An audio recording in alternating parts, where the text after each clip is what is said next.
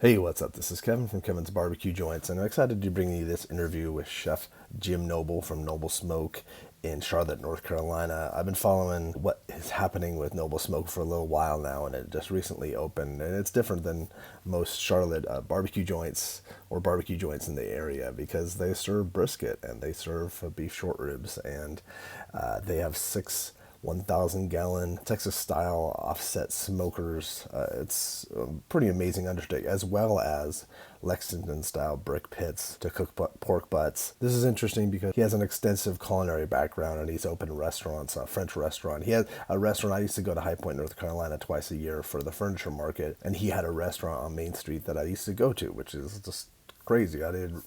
Stupidly, I didn't associate the two together. This one is really exciting, and we go into detail about his passion for barbecue and his passion for putting out amazing product and how he worked with the monks over at Lexington Barbecue. He feels like he is resting on the shoulders of all these barbecue people and all these great barbecue people in the region that came before him. So he cares about tradition, and his menu sounds amazing. His sides sound amazing. He has amazing desserts, a full bar menu. We talk about wine pairing and beer pairing. We talk about the gamut. I think you'll really be interested in visiting once you listen to this and seeing what Chef Jim has put together here. I can't thank him enough for taking the time. And in the background, sometimes you'll hear a little action. If you're listening to this on the podcast version, you'll hear a kind of clanging or different things. He's in the restaurant itself as he's doing the interview, so you hear the commotion of a restaurant. And if you're digging these on the podcast side or the YouTube side, please subscribe. If you're just listening to the podcast, I do have a YouTube channel at youtube.com/Kevin's BBQ Joints with the YouTube version of these, as well as tons of other content.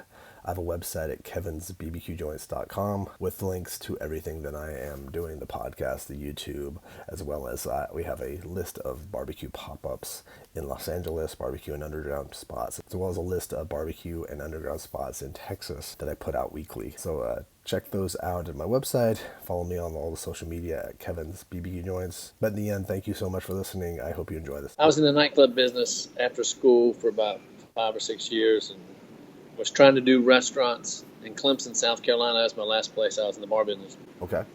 I needed to get out of the bar business because I had a grandmother that thought I was in the cafe business, and I tell her the truth. So we That's so funny.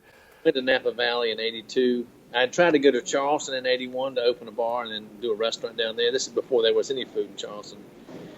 Ended up going to Napa Valley on a trip with my family and saw food and wine being put together, and I was already becoming a wine fan, particularly how it married with food. When I saw it coming together like it did at Napa Valley, I said, that's it. I'm going to go back. I'm getting out of this bar business. I'm opening a restaurant. So Interesting.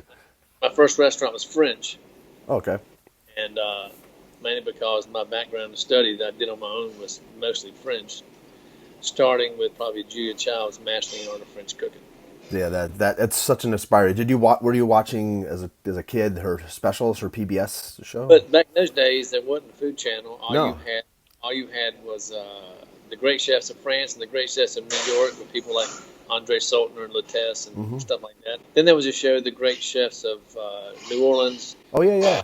These were all PBS stations. Yeah, you would see stuff with Julia Child. You'd see a little bit from James Beard, not as much, mostly Jacques Pepin. All that, and then I started up my restaurant, and a restaurant was totally in French. I took French in school, so I could get through it. I would do the French menu. I had to explain it to my staff, teach them how to say it. It was a simpler menu back then, maybe 5 starters and 5 main courses. This was in Charlotte, right? This is in High Point. In High Point. We're in High Point. On Main Street, 114 South Main. Okay, because I used to, in a past life, I used to sell furniture with my dad, and we used to sell Drexel Heritage and Henry. So I come to High Point twice a year for market. Well, Nobles is the name of the place. Okay, yeah. Why did I not connect it was that? the place really to go. There wasn't many restaurants in downtown High Point. I opened before the Radisson was even built. Okay. And people said, if you can hold on to the Radisson opens, you'll make it. Then they said, the Radisson's going to kill you. You know, people always negative. Of course, yeah, they always say that. But I got a great education from the clientele that came through there. These are people that traveled all over the country, all over the world, on a regular basis. Some of my good friends, who are still some of my dearest friends now, Jeff Co-Furniture, Jeff and Paula Gaynor, they probably told me more about restaurants and food from what their experiences, and they were living in Manhattan all their lives. Interesting. They traveled to Spain and Italy all the time for the furniture side. So they knew food and helped coach me. Back these days, you didn't go to the internet to learn something. If you didn't know a chef or you didn't have a book, you didn't know how to do it. So it was a different world. It was a completely different world. The internet really barely existed. It started in '90. The internet really started where people got on it in '94, but this was '83, so this is way before. And started up doing French food, but I grew up in High Point, right in the hotbed of where Lexington BBQ. They're like 15 minutes from my house. Exactly. That was my first taste of real barbecue. Absolutely. And where are you from originally? I'm from Los Angeles. But I would travel twice a year to High Point, and that changed how I go to Kansas City every so often, but I never had gone to even Texas before. Well, there was Kepley's in High Point. It was like less than a mile from where I grew up. We would go there quite often, but the big treat was to go to Lexington. And my dad was a furniture rep. He sold furniture all over North Carolina. Really? Every joint, every barbecue joint, every sandwich, every hot dog, hamburger joint, and every town. My dad knew it and told me about them, and I was always intrigued with places like that. I always grew up eating in barbecue joints or burgers and going to little places. There's a place called Mel's, I think, in Elizabeth City down near the beach. And they had hamburgers and just stuff like that I just have an appreciation for that. Maybe it's not haute cuisine, but it was local stuff like that. So I've had a passion in my heart for barbecue for probably 25, 30 years. I mean, as far as a restaurateur and getting into it, I had a smoker built I still have it 25, 30 years ago that I could use for a smoker or a grill when I do catering. Okay. But I built it out of this heavy steel, so if I did build a big fire to grill it, I wasn't going to tear it up. I borrowed people's smokers to grill on, and tires would smoke and stuff like that because I was using it multi-purpose.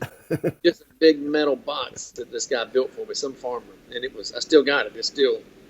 I don't use it as much, but the guy that builds my smokers is in his yard right now. I've been interested in smoking and meats like that for a long time. I've been cooking with wood since '84. Okay. Cooking with wood become a trend probably 4 times since I've done it. And it will continue, yes. Barbecue's real hot right now. I know. It's real trendy.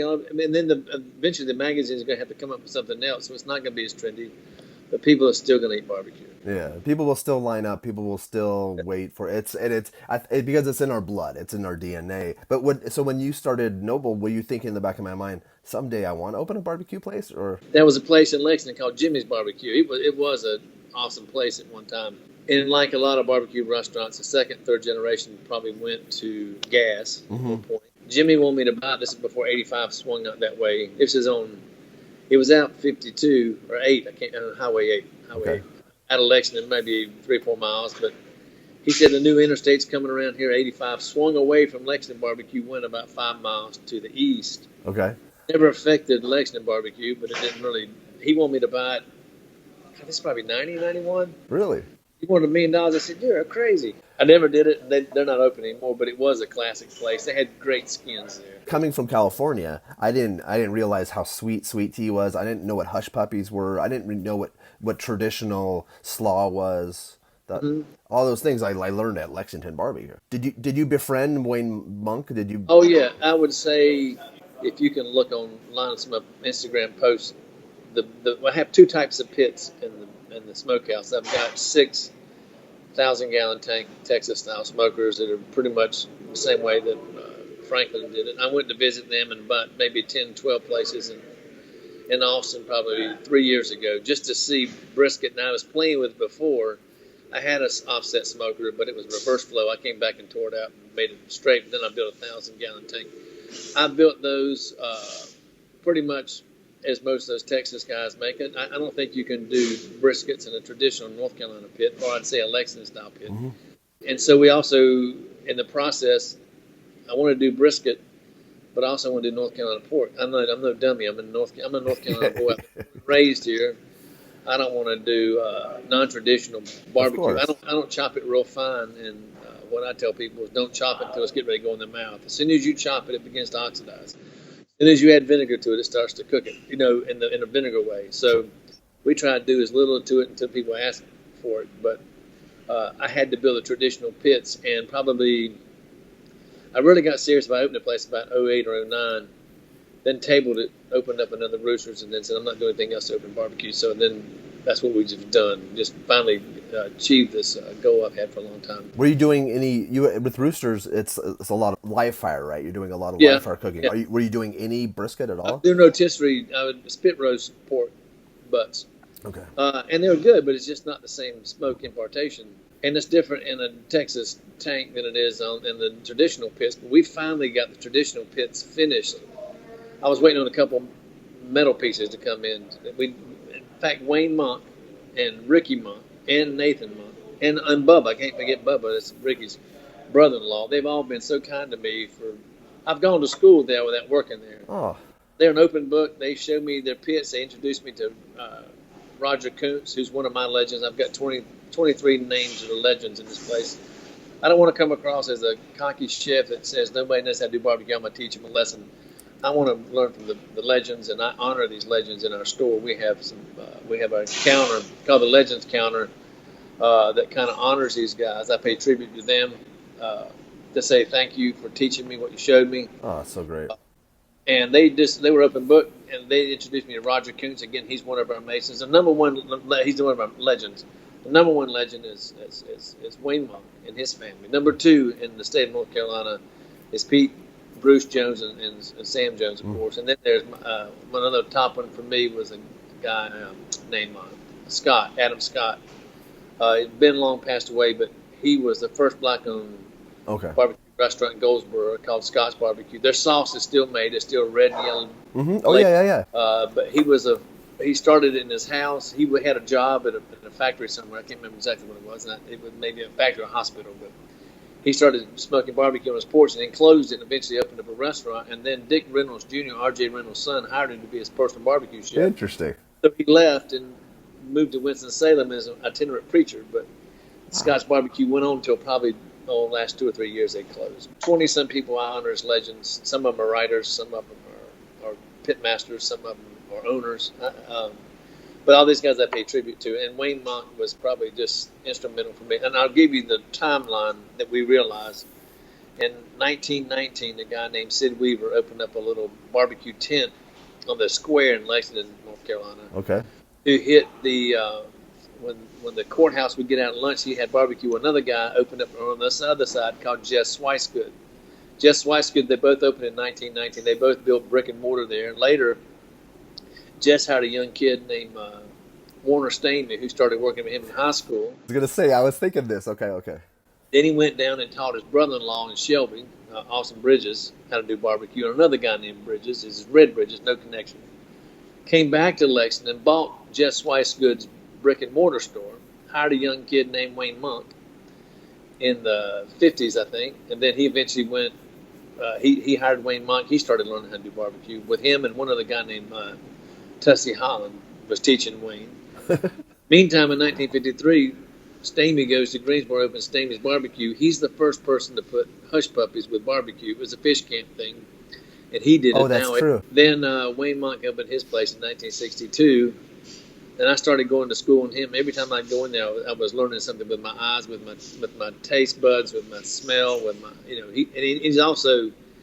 I cannot say enough good things about Wayne and Ricky and that family, what they've done to teach me. And so we built the pits just like them, and we opened 100 years later in 2019 behind those two guys. So it was just passed down.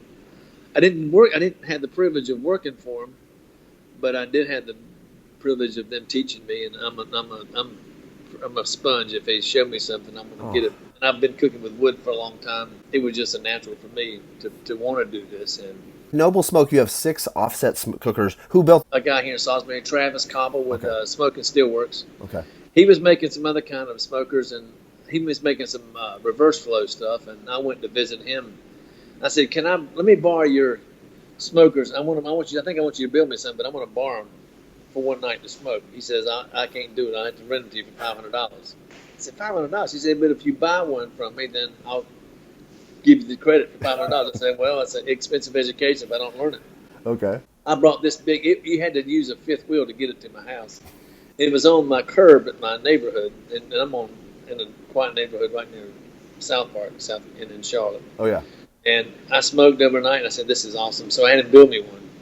And then he and I started looking at how to design to do what we're doing here. Pretty much similar to how Aaron Franklin, most of those, I mean, it's all those guys in Austin, unless Yeah. they have old bricks, the old masonry pits, uh, like they do at Kreitz Yeah, Market like or Lockhart. Yeah. Minnie's. They're using the tanks. And frankly, I think both of them work equally well. The masonry pits, though, for the Lexington style barbecue that we do, and I don't even call it Eastern and Western, I just say Lexington style or whole hog, basically. And in fact, somebody was giving me a hard time about it the other day, and they had a hat on, and it had the pig on it, and it said on the front shoulders it's smoke. It says on the belly it says bacon. On the top it says grill. On the hams it says cured. I said, well, take his own advice. And I asked Wayne Monk one time, and listen, I'm not anti whole hog. I mean, I'm just a Lexington style guy. Yeah, yeah. I like the barbecue always, but I asked Wayne Monk. I said, well, what do you think about whole hog? He says, I don't know how you make barbecue out of bacon, but I don't want to fuel the fire. I think whole hog is more romantic if you're doing a job somewhere and you bring a whole hog and everybody gets to pick on it. But as a chef, I kind of like the consistency of the butts better because I can control. I don't have any loins. I don't have any tenderloins or ribeyes or stuff I have to worry about overcooking. But listen, it's all barbecue. It's all I love barbecue. for a long time. North Carolina was only about pork barbecue, and I understand that and I get it because I'm from here. But I like brisket too. And when I had decent I've never had good brisket until I went to Texas. Now I know there's 3 people that are doing brisket good this side of the Mississippi. John Lewis just opened in Charleston. He worked with Aaron. He knows what he's doing. Yes, sir. Yeah. Davis Love III is an investor with Southern Soul Barbecue. He came up. He and I smoked together because he knew I had these tanks. He went back and built him one, and then on this recent awards from Southern Living, he won #1 again. And I saw a picture of his brisket. I said he got it. And then us, if you don't have the right equipment, you really can't do brisket. So you have six offsets. That's 6,000. That's a lot. That's amazing. I figure we can probably, and I don't need this every day, but we start lunch on Monday. But we started on Saturday and Sunday, so I could get Sunday in the mix. After this week, we're 7 days and 2 meals a day. Well, actually, we're open at 11 o'clock and just serve all day long. If the lunch meats run out, you just got to wait till the 5 o'clock meats come off because I'm gonna run 2 shifts. So you're running 2 shifts with that makes sense. Okay. Yeah, I'll put the butts on for lunch about 12 o'clock, 1 o'clock a.m. Then I'll put the butts on for dinner around 6. Brisket's going 24 hours before the meal period. Ribs I can do in 6 hours.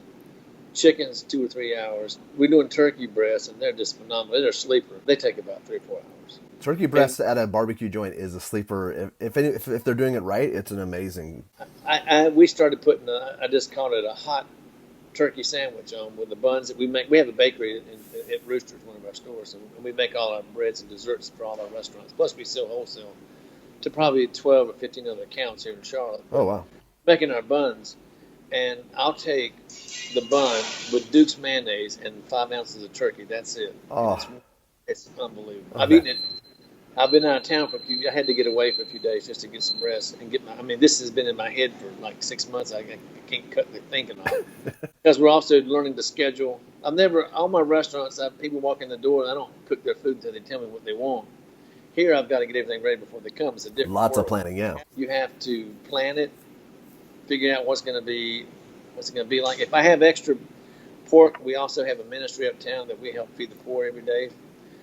3 days a week we do Bible study, and we probably feed 60 to 80 people. So I've got an avenue. Oh, that's so nice. Let it go. And King's Kitchen raises money to help feed, so they'll just give me cost back for it. But we got a good avenue for it. We just try to hit the schedule. We had lunch next week to the mix, so it's going to change everything again. How has the reception been so far? It's been phenomenal. Charlotte, for a premier North Carolina town, and it's the largest city in North Carolina. Mm-hmm. Has not had. There's barbecue places all over this place, but they're not like privately owned. Bill Spoon's was one that's classic here forever. True. There was one right maybe a quarter mile from here years ago, and then it moved up north side of Tryon a little bit. It was called Old Hickory or something like that. But really, we've busted chains and things like that, but we've really not had private operate like a Lexington or like a Skylight. There really hadn't been that here. And so when anyone ever came to town, they always went to a chain to try out and eat it. And it's just different. And so I would say we're one of another guy just opened up. Sweet Lou's opened up. He's a small. He's small as in privately owned barbecue place. And then I guess we were one of the first in a long time before you had one. And then this is probably the toughest county in the country to put a barbecue place in, because they made me put hoods over these Texas smokers. They're totally vented all the way out. It was a total waste of money. I went to the Department of Insurance and fought it for 6 months through friends at the Department of Agriculture and the Department of Health. I mean, they're just not necessary, but I had to do it. So I finally said, well, shoot, I'm just going to eat $100,000 or $150,000 so I can get open. I had to put them in. I built a smokehouse, which is like a fireproof. Yeah, I saw that. It's just steel and block. So there's nothing to burn except the grease and the smokers, and I extract that all the time. So they really don't have any fire hazards in there, but they wanted hoods on it because the code says if you have wood burning, you got to put a hood over it. So that's not written for a smokehouse. That's all we got. Mm-hmm. So we had to do it. So I'm going to keep fighting it, though, to help. Yeah, maybe you could be the one that shifts the. Yeah, I mean, and I again, I'm a North Carolina born and bred boy here, and I'm real proud of our heritage in barbecue. When I went to Texas, those guys are so fired up about barbecue. I was embarrassed. I said, because we got to get the fire lit here in North Carolina again. There's an operator. Don't get me wrong. There's a handful of operators who are passionate, on fire to do great barbecue, but a lot of them are just kind of going through the motions. But true. Them guys in Texas, their passion is it's amazing. It's got to be instilled back in North Carolina. And anything I can do to help that, I'm going to try to be as a good citizen with all the other barbecue operators in North Carolina, and just encourage and try to help raise the bar. Well, anything I could do on my side to help promote it too, and to help promote the scene, I would love to assist you. Now, explain your restaurant. So when someone's coming to visit, how big is it? It's so gorgeous and massive. It's a pretty big place. Well, I didn't intend for it to be quite this big, but I knew I wanted 5 or 6 smokers. I designed the smokehouse in my office on just a legal pad. That gridded paper. I'm an engineer by trade, by education. So that 1/4-inch grade, I just kind of laid it out. I knew that, and then I saw this building. I'd been looking for buildings since '09. Okay. And this building over here that I'm in is a part of town that I didn't really want to come to. And then I said, I'm not going to that building. And so finally my contractor said, I'll take a look at it. So I came in and walked in this building. I said, shoot, this is the place. The bar goes over there. The kitchen goes there. I know how to lay it out. The smokehouse will go right there. And a brewery's coming in with us, so I'm not taking the whole building. Oh. We do have a big beer garden outside so that you can come and just drink beer and sit outside with a limited menu outside. But we've got probably 200 seats inside. Wow. I've got the smokehouse to do it. I built the kitchen.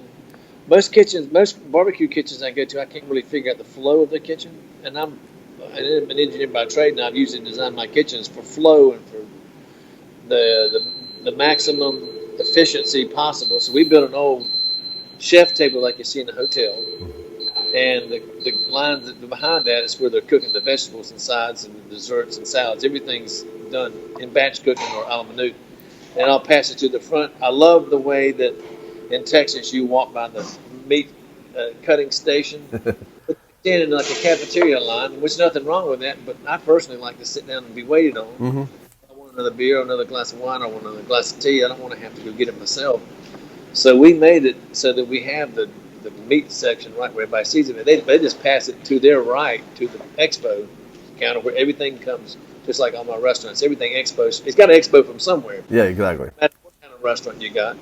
And we just kind of built it so it's real efficient, but I built it big enough to handle the volume. And once you smoke the meat, whether you cook for 100 or 400, really it's about the same. You just add more meat on it. So it's not the same as trying to do 400, 500 a la minute steaks. That's different. Yeah, it's totally different. So it is a sit-down restaurant, but people can see people cutting. And there's a lot of to-go. There's a couple counters. There's outside seating as well, but we have a whole part of the building set up for to-go. We call it toot and tail. We want to get it so that if you pull up and blow your horn, we can come out and take your order like an old car hop. They still that have would be so neat. Like, I think it's so cool. Yeah. But we can't hear them blow the horn, so we're trying to figure. But we section maybe the first 10 or 12 barbecue just parking places off for to-go. To-go is really huge, and I mean the smokehouse is a good sized smokehouse, but mainly designed to hit the peak times of year when you run the holidays. You'll do a lot of food to go. Oh, without a doubt.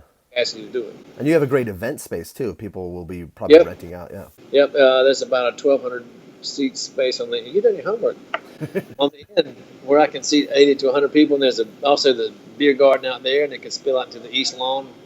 You could probably have a wedding party or something, 200 or 300, 400 people out there if you wanted to. That's perfect. So let's go over your menu for people so that they know. Brisket? Of course, you have brisket. Brisket, butts, regular Boston butts, but from Cheshire Farms here in North Carolina. The brisket's prime. And we sell, and we have. They're also that and the turkey are sold by the quarter pound, half pound, a pound. That's what I was going to say. The ribs I sell by the half rib or the whole, which is it's a spare ribs. Mm-hmm. And Cheshire does those as well. They call them the meaty ribs. They leave a lot of meat on them. That's a North Carolina company, and they were. The funny thing is, these guys were selling premium meats to Japan for 30 years, and the two brothers and their daughters, who were cousins, said, "Why don't we try to hit the chef's market here in the United States?" So they started doing that. It's usually 3 times more expensive than commodity pork, but the flavor is just phenomenal. So we're using them. We do a half chicken that we smoke. We also do the turkey. We do specials from time to time. We do beef short ribs, which is, I think, my favorite part. Yeah, I was going to ask. I saw a photo of that. Yeah, that's so. It's expensive. I mean, just the base price of it. It's more as expensive as buying ribeye. No, I know. A lot of people are like the profit margin's so small on that. Yeah, I mean, you had to sell it we had to sell it the first time in the 30s just to make it work. Yeah, no, I know. If I just had a trailer on the side of the road, I could sell it cheaper. But we have beer. We have 36 beers on tap. We have a wine list, which most people don't think about. But again, going back to my roots and my French connections with food, this meat is so good with wine. It's stunning. But I don't promote it that way. I don't want anybody to think we're some kind of uppity barbecue place, because we're not. This is a barbecue joint, barbecue restaurant. But everybody likes beer with it, and iced tea, and cheer wine and Coke often, it seems right. But and we have a full bar, and we do a good bourbon list and stuff like that. But people are having a good time with some wine. It's not a big seller yet, but people are buying some nice bottles of wine. I've always had in the back of my mind a dream, because I love Napa and Sonoma. I always wanted to open a barbecue restaurant or have someone open one, because I felt like wine pairs perfectly with barbecue. Oh, it's phenomenal. I did a dinner. I don't know if you know an importer who he lives here in Charlotte. His name's Eric Solomon, European Selections. He imports probably the best portfolio of Spanish wines and also south of France. And he and I did a dinner probably 3 years ago. And I did beef short ribs, I did pork butts, I did brisket, and then I did these big goat head steaks, these big thick ribeyes like that thick. We paired them with a Priorat from Spain and a Chateauneuf de Pot. It was stunning. It was so, without sauce. We put a little sauce on the pork before it goes to the table, but it really doesn't need anything. And these meats, when you smoke these meats with the fire, and you just we don't put a lot of rubs on them. Our T-shirts say salt, pepper, smoke. That's it. That's what we put on them. Okay. And it's just great wine food. It's just amazing. And being from California, you probably appreciate wine as much as anybody. So. Well, and it's maybe that's the next, because we were talking earlier about the hype of barbecue. Maybe that is the next level too. Is that people start to realize that wine does pair properly. Beer does. Even coffee pairs with it. I just think, we're not really doing anything new. People have been cooking with wood for thousands of years. For sure. It's kind of like eating local. My grandparents didn't have any choice but eat local. Exactly. They didn't need it. So we act like we invented something by eating local, That's so funny. I grew up eating out of my granddaddy's garden. He always had a garden every year. We would go to him. And I'm a carnivore, you can probably imagine. But when we would go to and I'm talking about when I was a kid, my grandfather, we worked in a furniture factory in High Point. He worked at Globe Parlor, which is long been gone. But he had a garden. He probably would pull 15 vegetables out of there in the summertime. We would go sit under an oak tree outside, no air conditioning, and eat. And if the meat wasn't on the table, I may not have missed it, because he had sliced tomatoes, fried okra, butter beans, corn. Every vegetable that you can grow, he had them. Radishes. We ate out of that garden all my life. So I naturally always wanted to farm and grow vegetables myself. But one day I had to decide, am I going to farm or run the restaurant? I said, I better run the restaurant. So what sides do you speak? That's a nice transition. What sides do you guys have? We have about 12 or 15. Wow. A lot of those I just mentioned. We do a pan-fried corn. Do green beans. These are both after my wife's grandmother. She did, they call them fried green beans. She'd cook them down and the juice was gone. They just kind of sizzle a little bit in the bottom, and then we cook them kind of dry. We cook them in chicken stock, the green beans, but all that flavor stays in there. It's like pot liquor reduced down to nothing. We do butter beans. We do some local legumes that are found here in the South, particularly in North and South Carolina, parts of Georgia, like crowder peas, whiteacre field peas, pink-eyed peas, that kind of thing. We do those every day. We have some traditional stuff like macaroni and cheese, potato salad, but most of the stuff we try to do is most fresh and local. Right now we're doing tomato cucumber salad as well. Oh, that's so refreshing too. Most of the time when I go eat barbecue, if I feel stuffed afterwards, it's probably not the meat, it's probably the sides I have with it. So I was trying to be cognizant of the fact that some people may want to eat more healthy, and we've always done a lot of vegetables in our restaurants, so we just continue the tradition here. We have a blackboard that tells you what the specials are. And then do you have desserts from your other restaurants or from? Our bakery does our desserts. We do a banana, like a Heath bar type of banana pudding. We do these little fried pies that are about this big. Only $3, but they're just great pastry with fresh fruit. Like right now, I think we're doing blackberry. Then we've done peach, blueberry, and peach. And then we've got a buttermilk pie that is going to change to another pie pretty soon. And then we have a soft serve machine if kids want it. We got ice cream. Oh, that's nice. Although I've always liked the tradition of that at a barbecue place. Yeah. Now, with having the beer and wine, have the liquor license, I know when I talked to Sam Jones a while back, he had said that in North Carolina people were upset about the fact that he had the alcohol with the food. Has that been any problem in Charlotte, or people? That was mostly his daddy though. He's used. Sam Jones. I don't think anybody got mad at him.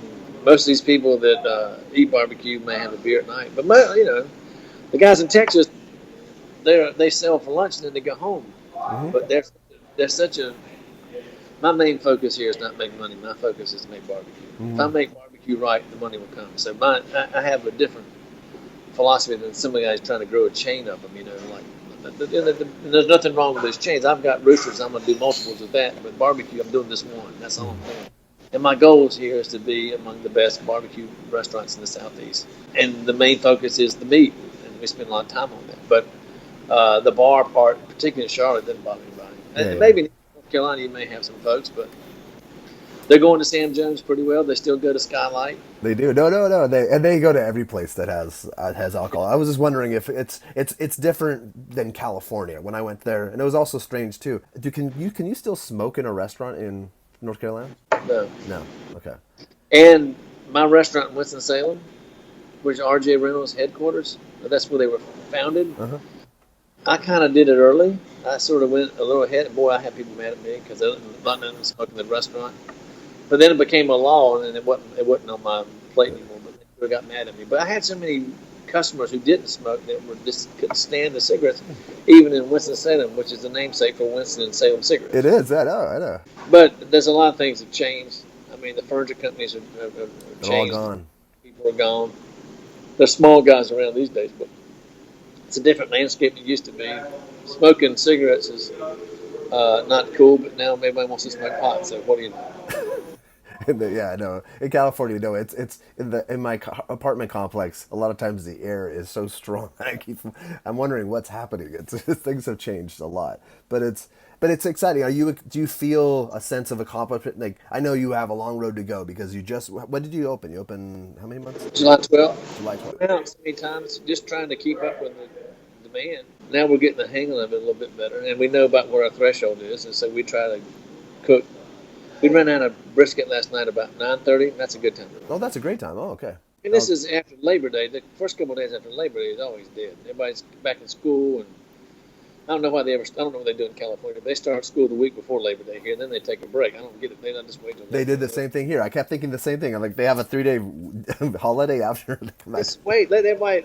The resort people would love to have Labor Day weekend as their last one. For sure. But you never know when hurricanes are coming because they're on the East Coast right now. So and just really quickly, what other restaurants? How many restaurants do you have total right now? How many Roosters? 3 or 4? Well, there's 3. Okay. Winston-Salem was a Noble's Grill. We kind of merged it into a Roosters. The first one was in South Park in Charlotte. We have another Roosters uptown, and then we have King's Kitchen, which is a not-for-profit which helps raise money to feed the poor and get them in job training programs. That's great. We've got a Roosters on the drawing board for Savannah and Greenville, South Carolina. Oh, wow. And we're building a chicken shack on the front corner of this block that we're on where Noble Smoke is. It's just going to be a fried chicken sandwich joint. Oh, that's cool. Good bun, fried breast. Kind of imagine what Chick-fil-A was like when they first started. Okay. With pickles, Duke mayonnaise, and that's it. And then beer and wine, outdoor patio, and it's going to blend into this patio. So if you order a chicken sandwich in the beer garden, we'll run up the hill to you. So it's like it's at the end of the building. That's so great. That's so smart. That's number 6, and then it's about 2 or 3 others on the drawing board. Copain, is that? Copain is our branding for our bakery and fine dining catering. But we're going to run all our catering through Noble Food and Pursuit, so because we can cater most anything. People already calling about us catering barbecue all the time. Of course, yeah. So we have a different group that sets those parties up in event spaces here. A great team. You know, I mean, Wayne Monk doesn't smoke all that meat by himself. No. So he's always had. Anytime you do anything great, it takes a lot of people. So I'm the one that sometimes catches the accolades, but I've got a huge team behind me that I trust and I feel great about. They're having fun. I mean, we all have this goal just to great barbecue, and we got our heads down. We're just working, tweaking everything we can to make it better. And it's not an easy pursuit at all. And you're doing an amazing job. From what I'm hearing, people, it's turning out really great. So I'm excited to try it. I cannot, and that's why I've been bugging you to talk to you, because I appreciate your patience with me. I know. You were thick in the beginning stages, the grand opening stages of your restaurant. So I was kind of annoying you during that time, but I really want to visit. I cannot wait to visit. What are the names of the pits? They're named after my aunts and uncles, my grandfather's brothers and sisters, and I couldn't make these names up if I wanted to. The first one we built, the name was Flossie. I had an Aunt Flossie. There's one Aunt Burley. I don't have her name anywhere yet. But if you go in the smokehouse, the first one you come to is Staney. That's my granddaddy's name. Okay. Beside him is Uncle Boy. His name was Roy, but nobody called him Boy. They called him Boy. Then there's Aunt Shug, Aunt Ruth, Uncle Wade, and Gilbert. Oh. Now the masonry pits behind us, the firebox, is my great grandfather. His name's Henry. I was going to name the 2 pits Henry and Laura. He and my great grandmother. But my wife said, "You can't name him Laura." I said, "I've already made my mind." She said, "No, you can't. Laura's too sweet a name to be a pit." That's all right. Henry will be the firebox. On the left is his daddy, my great grandfather John, and on the right is going to be his mother-in-law. His father-in-law was Shields Marlowe, so I got Shields and John and Henry. So they're all named after my family because barbecue's a family thing. Oh yeah, no, I love this so much. Family and sitting around the table together. So you either have to number them or name them, and I had great names to choose from. In fact, Gilbert's son came in to visit a couple of weeks ago. I got to show him, and he took his picture with his daddy's name. So that's sweet. That is really wonderful. That makes me that's a great way to end this. That makes my heart swell. That's important, and that's a legacy that you're going to be passing on too. Oh yeah, this thing will be here longer after I'm gone. In fact, we were building the masonry pit in the firebox in the middle. We use refractory bricks instead of fire bricks. In the pits, we use fire bricks. And I said, well, how long will these refractory bricks last? It's in 20, 25 years before you have to do something different. And sometimes I think Wayne Monk redid his in refractory concrete, which is a lot more elaborate process. Okay. I said, well, kids figure that out. I'm just going to do refractory bricks. So. And then 25 years, you'll still be around in 25 years. I'll be fly fishing more than I'll be cooking. You can come visit. Okay, absolutely.